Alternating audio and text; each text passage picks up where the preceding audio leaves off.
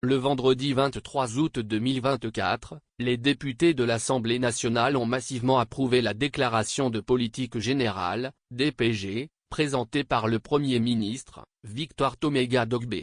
Ce vote crucial s'inscrit dans le cadre des dispositions transitoires de la nouvelle constitution togolaise.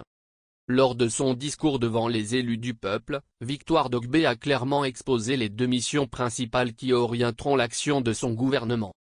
La première mission consiste à finaliser les grands axes de la feuille de route gouvernementale, initiée depuis le début de son mandat. Afin de garantir l'atteinte des objectifs fixés, un collectif budgétaire sera prochainement proposé. Cette feuille de route, qui a été exécutée à hauteur de 75% à la fin juin 2024, a permis de renforcer les investissements publics.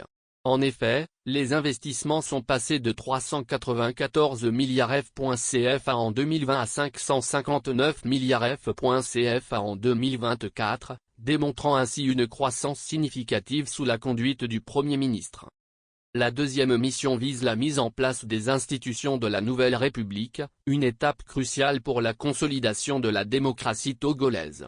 Parmi les priorités, figure la création du Sénat, une institution clé qui aura la responsabilité d'élire le président du Conseil et le président de la République.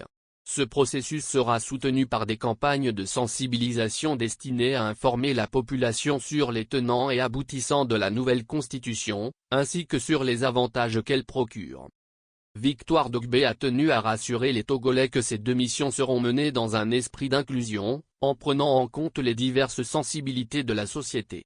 Nous veillerons à ce que chaque citoyen se sente impliqué dans ce processus de transformation de notre nation, a-t-elle affirmé devant l'Assemblée.